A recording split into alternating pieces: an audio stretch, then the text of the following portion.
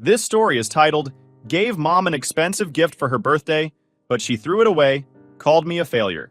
So I took back the gift and told her what was inside the box. Now she won't stop calling. Hi everyone! Before we dive in, a quick favor. If you enjoy content like this, please hit the subscribe button.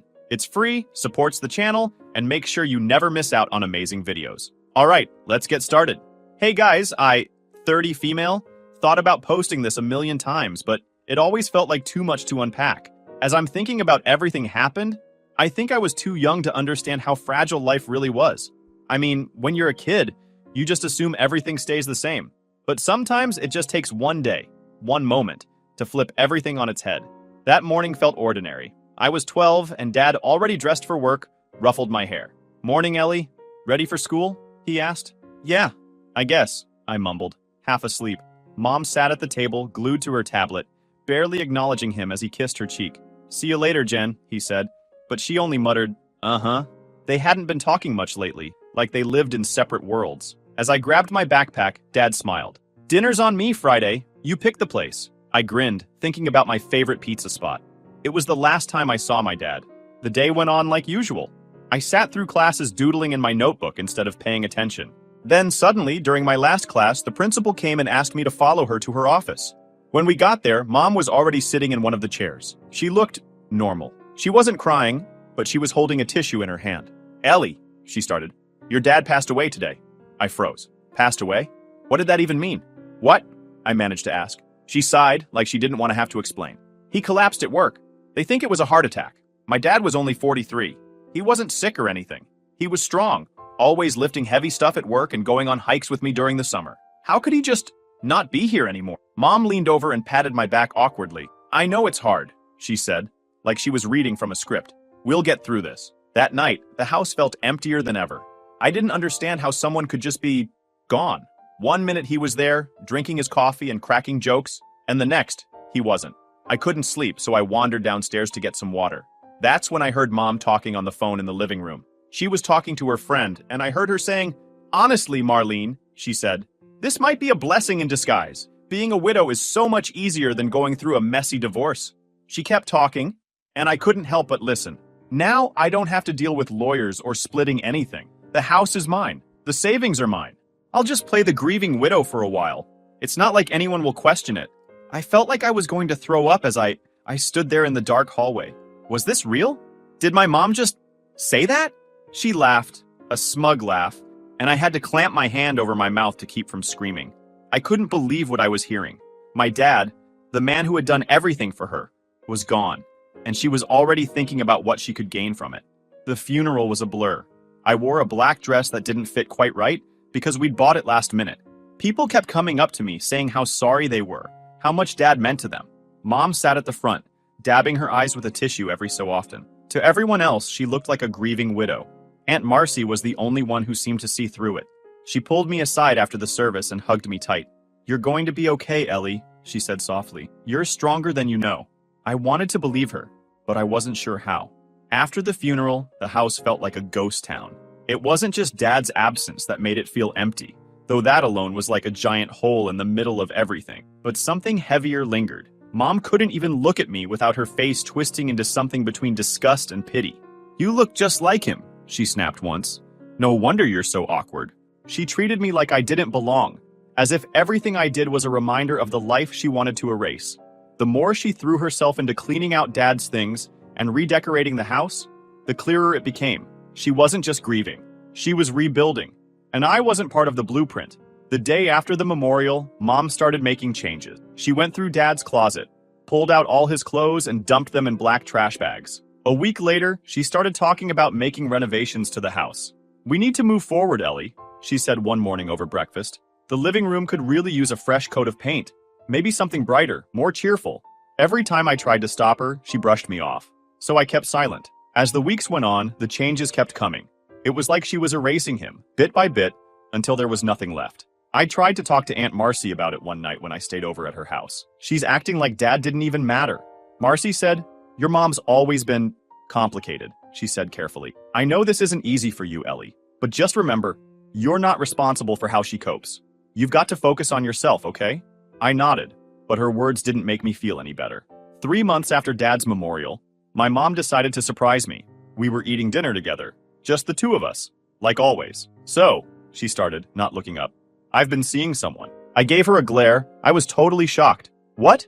She glanced at me and said casually, I met someone at work, she said, like it was no big deal. His name is Mark. He's very kind and stable. I think you'll like him. I stared at her. So you're dating? Yes, Ellie, she said, rolling her eyes. I'm not dead. I remember feeling disgusted at that moment. I didn't know how to respond.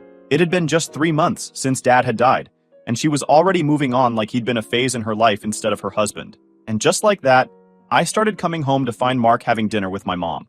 Mark was a middle-class guy with a steady job.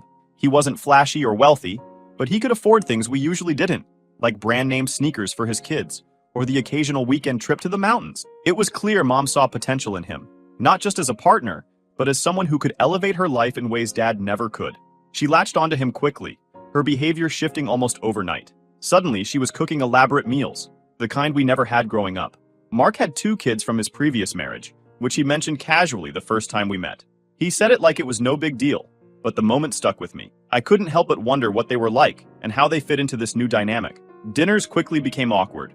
Mom laughed at all of Mark's jokes, her laugh a little too high-pitched and forced, and she kept glancing at me like she was waiting for me to join in.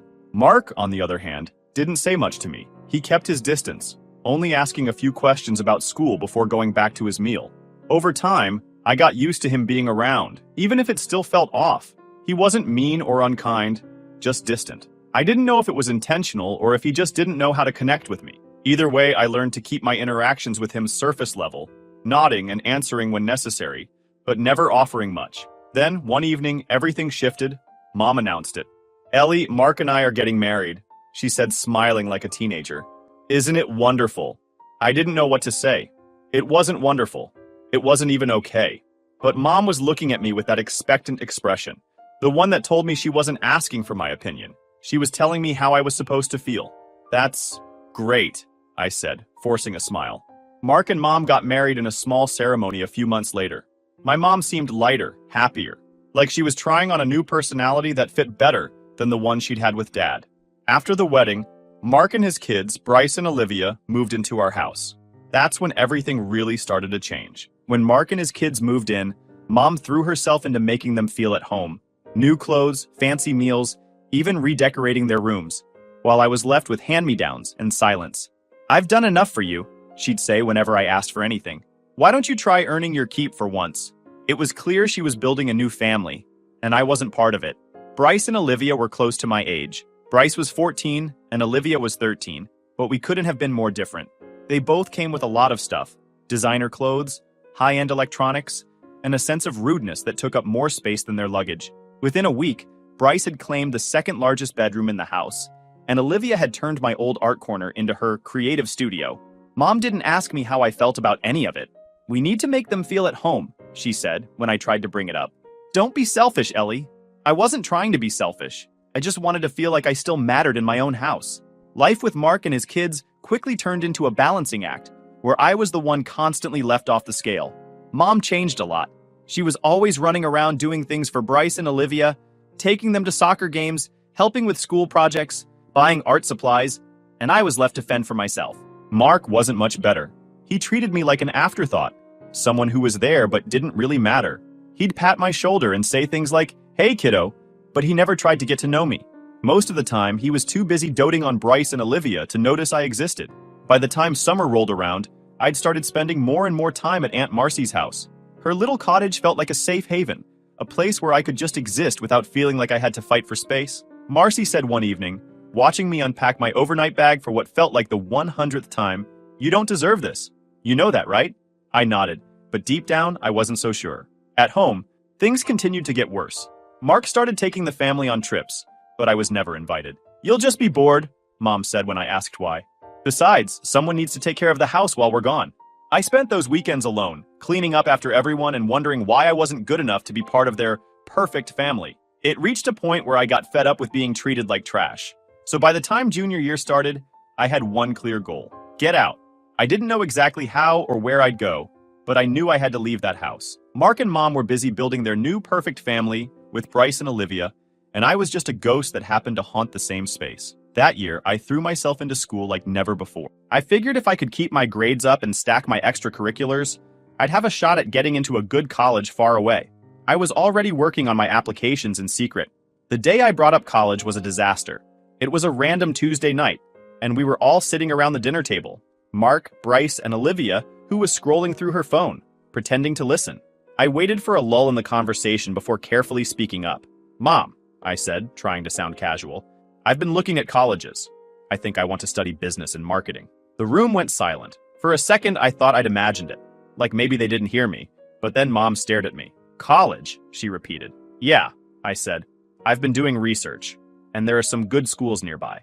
"Ellie," she cut me off, "we can't afford to send you to college." "Yeah, sure she can't afford it," I thought bitterly. "But she can afford Mark's new laptop, Bryce's soccer cleats, and Olivia's art classes. But college for me?" Suddenly, that's where the money runs out. I stood still. "What? But what about Dad's savings? He always said he was putting money aside for my future." Her face shifted. "That money's gone," she said flatly. "Do you think raising you has been free? Food, clothes, a roof over your head? All of that costs money." Mark seemed clearly uninterested in getting involved. Bryce smirked, and Olivia didn't even bother to hide her smug grin. "But," I started, "you and Mark just bought a new car last month, and Olivia's taking art classes. How can there be no money left for college?" Her face turned red. "Don't you dare question me," she shouted. "Bryce and Olivia's education is just as important as yours, if not more so. They have more potential than you. Ellie, you need to be realistic about your future." Her words hit me, and not in a good way. "Realistic about my future?" I shot back. "What does that even mean?" "It means," she replied, "that you need to focus on finding a job after high school. Not everyone gets to go to college, Melanie." I just stared at her, trying to process what she'd just said. College had always been the plan. Dad's plan. He used to talk about it like it was a done deal, like it was something I deserved after working hard in school. And now she was acting like it had never even been on the table. For the rest of dinner, I kept my mouth shut, pushing food around my plate while everyone else pretended like nothing had happened. I couldn't decide if I was more hurt or angry. Probably both. Later, I sat in my room, replaying the conversation over and over again in my head. The way she said, "Not everyone gets to go to college," kept echoing like some cruel joke. Who was everyone anyway? Did that include me? Was I supposed to just give up on my dreams because she didn't care? I couldn't take it anymore. I grabbed my phone and called Aunt Marcy. It was late, but I knew she'd pick up. She always did. When she picked up, I broke down and told her everything. The dinner, the money, the way Mom had dismissed me like I didn't matter. Marcy listened quietly, then said, "Ellie," she said, "your dad would be furious if he knew what she was doing. He wanted better for you." "I don't know what to do," I admitted, wiping my eyes. "I can't stay here, but I don't have any other options. Come over tomorrow, we'll figure it out," she said. The next evening, I went to Marcy's after school. She met me at the door with a hug and ushered me into the kitchen, where 2 mugs of tea were already waiting on the table. When I sat down, she slid a thick envelope across the table. "What's this?" I asked, staring at it. "Open it," she said, her voice gentle. I hesitated before peeling the envelope open. Inside was a stack of papers, bank statements mostly, all with my name on them. My hands started shaking as I flipped through them. "Your dad gave me that account 2 weeks before he died," Marcy explained. "He said he was worried about your mom spending it on herself, so he made me promise to keep it safe until you needed it for college." I was stunned. I think at that moment I almost burst into tears. "He saved this for me?" I asked. She nodded. "It's not much, but it's enough to get you started. You won't have to rely on her for anything." For the first time in months, I felt a spark of hope. At home, I didn't say a word about my plans. I figured the less Mom knew, the better. But Bryce and Olivia kept making snide comments about my future. "Hey, Ellie," Bryce said one afternoon as I walked past him in the hallway. "The diner downtown is hiring. Maybe you can be a dishwasher after graduation." Olivia chimed in, smirking. "If you're lucky, they might let you clean the bathrooms too." I ignored them, pretending their words didn't bother me. But inside, I was seething. The day I got my acceptance letter to State University, I couldn't stop smiling. It was one of the best business schools in the region, and with the scholarships I'd earned, plus the money Dad had saved, I could afford it. I told Marcy first, showing her the letter with shaking hands. "I knew you could do it," she said, pulling me into a hug. "Your dad would be so proud of you." At home, I kept the news to myself. Mom didn't ask about my plans, and I didn't offer any details. Letting her in felt like giving her power she didn't deserve. Then the graduation day rolled around. It came quicker than I expected. It was supposed to be a celebration, the first step toward the life I wanted. But of course, my parents had to put a damper on it. After the ceremony, as everyone else was taking photos and hugging their families, Mom and Mark pulled me aside. They didn't even wait until we got home to hit me with it. "You're 18 now, Ellie," Mark started. "We've been more than generous, but it's time for you to start thinking about your next steps." Mom added, "You'll need to find a job and figure out where you'll be living. You can't stay here forever." I stood there, stunned. They weren't even trying to hide their eagerness to get rid of me. I managed to nod and mumble something like, "I understand." I smiled calmly. "I'll be moved out by next week," before walking away. They looked confused. I think they imagined me to break down and throw a tantrum. But Mike managed to say, "Oh, well, good. That's very mature of you." That's it. They didn't even ask me where I'm planning to go. They were too relieved that I'd agreed easily. I didn't want their words to affect me, so I looked into the crowd and found Marcy. It felt like stepping into a safe harbor. She hugged me tight, whispering, "You did it, kiddo. You're going to do amazing things." I smiled through the sting of my parents' words, feeling lighter than I had in years. This wasn't just graduation day. It was my freedom day. This was the beginning of a life that was truly mine. The day I finally packed my bags, I waited until the house was empty. Marcy came to pick me up, and as I loaded everything into the back of her car, I felt a strange mix of relief and fear.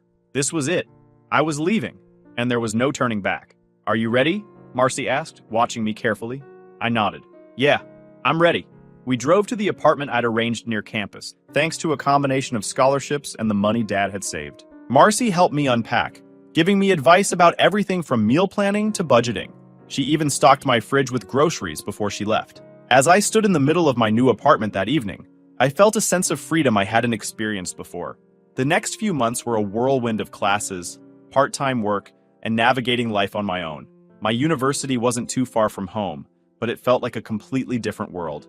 I made a few friends, including my roommate, Kayla. She was bubbly and outgoing, the kind of person who could make friends in a room full of strangers. One night, Kayla and I were sitting in our shared kitchen, eating noodles and talking about our families. "What about your parents?" she asked. I hesitated, unsure how much to say. "It's complicated," I replied. She nodded. "I get that. Families can be messy." That was the thing about Kayla. She didn't push. She accepted my vague answers without prying, which made it easier to open up over time. After my first semester, I finally started to feel settled. Between classes, my internship at a small marketing firm, and weekends working at a cafe, I stayed busy and away from thoughts of home. The internship was a turning point. My boss once said, "Ellie, you've got a good eye for this kind of thing. Stick with it, you've got potential." Hearing that from someone outside Marcy was the confidence boost I didn't know I needed. By senior year, I had worked my way up to a part-time role as a junior account manager while keeping my grades high. Graduation day felt surreal, with Marcy cheering louder than anyone. Soon after, I landed my first full-time job at a reputable mid-sized firm, and the opportunities only grew from there. Then came the biggest surprise. My boss called me into her office one morning. I figured it was about one of the projects I'd been leading, so I walked in with my notebook ready to take notes. Instead, she slid a folder across the desk with my name on it and said, "We've been watching your work, and the board agrees. It's time." I blinked, unsure what she meant, until she added, "We're promoting you to Senior Marketing Director." Congratulations! I opened the folder, and there it was, the official offer. My eyes immediately landed on the salary, and I froze. I mean, I had to read it twice to make sure I wasn't seeing things. It was way more than I'd ever imagined. I tried to play it cool, but inside, I was freaking out. This wasn't just a pay bump. This was life-changing, and the perks felt like stepping into a new world. When my first bonus rolled in, I knew exactly what I wanted to do. My Honda Civic had been a loyal sidekick for years, but it was time to level up. I headed to the dealership and drove out in a black Mercedes I'd been dreaming about since college. By the time I was 30, I'd achieved more than I ever thought possible. I owned a beautiful condo downtown, drove my dream car, and had a job I loved. But most importantly, I'd built a life I was proud of. Despite everything I'd accomplished over the years, Mom hadn't reached out once. I wasn't surprised, but a small part of me had always hoped she might call or send a message, something to acknowledge my success. But silence was all I got. Sometimes, though, I found myself scrolling through their Facebook profiles, even though I knew it wasn't healthy. Mom's posts were carefully curated snapshots of a life she wanted the world to believe in. Bryce holding his soccer trophies, Olivia smiling next to her paintings, or family pictures from their latest trip to the mountains. There was never a single mention of it, as though I'd never existed. One day, I was scrolling through Mark's posts, which always made me laugh. He had this way of presenting himself like he was living the high life, though I knew better. There he'd be, standing next to his used SUV with captions like, "Hard work pays off. Feeling blessed to provide for my amazing family." I couldn't help but laugh as I read his posts while I parked in the garage of my luxury condo after closing a deal worth more than Mark probably made in a year. It wasn't that I wanted to mock him, but the gap between his performative wealth and what I'd quietly earned was almost comical. At that moment, a Facebook message popped up from my mom. It caught me completely off guard. "Ellie, it's your mother. My 53rd birthday is coming up next month, and I'm having a celebration at this fancy restaurant, Le Chateau. You've probably never even heard of it. It's not the kind of place people like you usually go to. Anyway, you'll attend, won't you? It's on the 12th at 7 p.m. Don't be late and don't embarrass me." I stared at the message, rereading it several times. The audacity was laughable. Did she really think she could summon me like nothing had happened? I debated ignoring the message altogether, but something held me back. Maybe it was curiosity, or maybe it was the urge to finally show her who I'd become without her. After sitting on it for a couple of days, I called Marcy. "She messaged me," I said as soon as she picked up. "Your mother?" she asked. "Yeah, she wants me to come to her birthday dinner next month. It's at some fancy restaurant." Marcy sighed. "Are you going?" "I don't know," I admitted. Part of me wants to just block her again, but another part of me, I don't know, I kind of want to go, just to see what she wants. "Well," Marcy said, her tone careful, "if you decide to go, make sure it's on your terms, not hers." Over the next few weeks, I thought about that message more than I wanted to admit. The memory of everything she'd said and done over the years was still fresh, but there was a strange satisfaction in the idea of showing up as the successful person I'd become, someone she'd never believed in. Eventually, I decided to go. Not for her, but for me. Since I couldn't go without a gift, I made sure to choose one carefully and wrapped it in a neat small box with a bow on top. The day of the party, I left work a little early to get ready. I pulled on a sleek Chanel black dress I'd bought for a work event, simple but elegant, and slipped into a pair of heels. This wasn't about proving anything to her, it was about proving it to myself. I took a taxi to the restaurant, leaving the Mercedes parked safely at home. Le Chateau turned out to be exactly what I'd expected. Over-the-top decor, dim lighting, and a menu that probably cost more to print than the food was worth. It's the kind of place that impresses people who'd never eaten at a truly high-end restaurant. It was nothing compared to the high-class restaurants I've been to in business dinners. The hostess led me to a private room where the party was already in full swing. When I walked in, the first person I saw was Mom, sitting at the head of the table in a sequined dress that sparkled under the chandelier. Mark was next to her, looking a little older, but just as smug as I remembered. Bryce and Olivia flanked them, laughing at something while sipping sparkling water. "Ellie," Mom said, as her eyes landed on me checking my dress. "You're late." I glanced at the clock on the wall. It was 7:02. "Traffic," I said simply, taking a seat at the far end of the table. The rest of the room was filled with familiar faces. Extended family I hadn't seen in over a decade. Aunt Linda was there, along with a few cousins who gave me polite nods, but didn't seem particularly interested in catching up. Mom basked in the attention, soaking up compliments about how great she looked for her age and how successful Bryce and Olivia had become. "They're such amazing kids," she gushed at one point, looking at me pointedly. "I'm so proud of everything they've accomplished." I sipped my water, refusing to take the bait. When the time of opening gifts came, the table was practically glowing with expensive wrapping paper and elaborate bows. One of my cousins handed over a fancy leather journal with gold edges.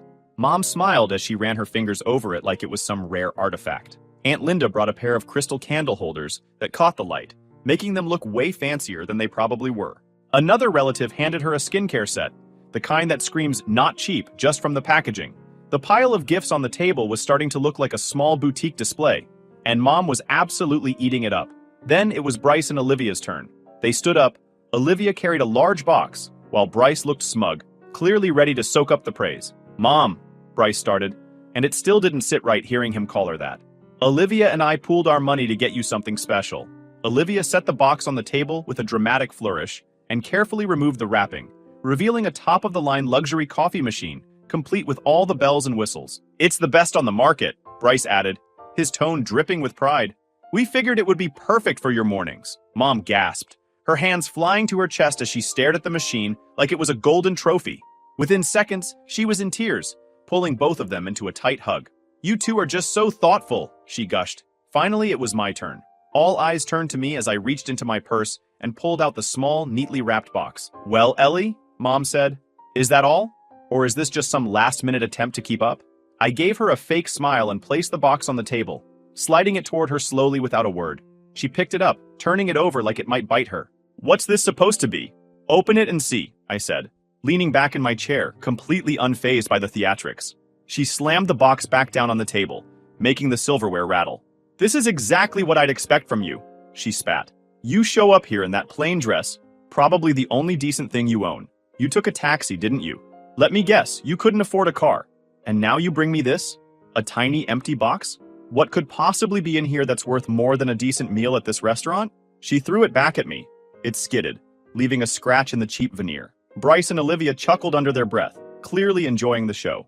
A few guests shifted uncomfortably in their seats, while others watched the scene like it was the best entertainment they'd had all night. I picked up the box, brushing off crumbs from its elegant wrapping, and smiled at her as the room fell completely silent. "You know what's funny, Mom," I said, keeping my tone steady and calm. "This little box contains something you've probably never had." The room went dead silent. Inside this little box is a receipt for a 2-week luxury vacation to the Maldives. First-class flights, 5-star resort, all-inclusive, all worth $17,000. Mom's face went from pale to beet red in seconds. "That's impossible," she stammered, her voice barely above a whisper. You can't afford that." I tilted my head and gave her a slow, sarcastic smile. "Yeah, you'd know that if you'd bothered to keep up with my life these past 12 years. But since you didn't, let me catch you up. I'm a senior director at a top marketing firm. I own my apartment in the city. And that taxi you marked, I took it because I didn't want to leave my Mercedes to get dusted in this neighborhood. Oh, and this little trip? It's just a small gesture." Her mouth opened and closed like a fish gasping for air. Olivia's fork slid from her hand and fell into the ground. Bryce looked stunned. "But since you're convinced I'm a loser, and you don't seem to like tiny boxes," I added, dropping the box into my purse, "I think I'll gift it to someone else." I stood up, smoothing my dress. "Enjoy the coffee machine, Mom," I said, my voice dripping with sarcasm. "Hopefully it keeps you awake at night while you think about what you've missed." With that, I turned and walked out, the sharp click of my heels echoing in the stunned silence, and that felt so damn good. When I got home, I barely made it through the door before kicking off my heels and collapsing onto the couch. I didn't bother turning on the lights or even changing out of my dress. I wasn't angry or upset, I just felt drained. The next morning, the floodgates opened. My phone buzzed constantly with messages from unknown numbers. "Ellie, it's your mother. We need to talk. Call me." "Ellie, you can't just drop something like that and disappear. Please call me back." "Ellie, don't ignore me. This is important." I didn't respond to any of them. There was no need to. My mom made her decision years ago. I gave her a chance, and she didn't take it. Now I have more important things to do. I got dressed, grabbed the vacation package, and headed straight to Marcy's house. She welcomed me kindly as always. I sat in my usual spot feeling like home. When she came back with 2 steaming mugs. "So," she said, "how was it?" "Well, it was exactly what you'd expect," I said with a smile.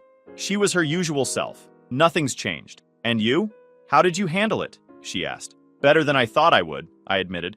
I said what I needed to say, gave her a little reality check, and walked out before dessert. "Good," Marcy said, a hint of pride in her voice. "You didn't let her win." I reached into my bag and pulled out the vacation package. "This is for you," I said. She unfolded the papers, her eyes scanning the details. "Ellie," she said slowly, "what is this?" "It's a vacation package, 2 weeks in the Maldives. Flights, resort, everything. It's for you." "For me?" "Ellie, this can't be right. This is too much." "No, it's not," I said firmly. "It's exactly right. You deserve this, Marcy. You've done more for me than anyone else ever has. You've been my family, my rock. This is the least I can do to thank you." "Ellie," she said, her voice cracking, "you didn't have to do this." "Yes, I did," I said. "I wouldn't be where I am today if it weren't for you. You've been there for me every step of the way, when no one else was. Please let me do this for you." Marcy stared at me for a moment, her eyes filling with tears. Then, without a word, she leaned forward and pulled me into a hug. "Thank you," she whispered. "You have no idea how much this means to me." I hugged her back tightly, feeling a sense of peace settle over me. "For everything," I said softly. At that moment, I realized that Marcy had been my family in every way that counted, and I'd finally learned how to be there for myself too. That was the real gift out of all this. And yeah, that's my story. Thank you guys for sticking until the end.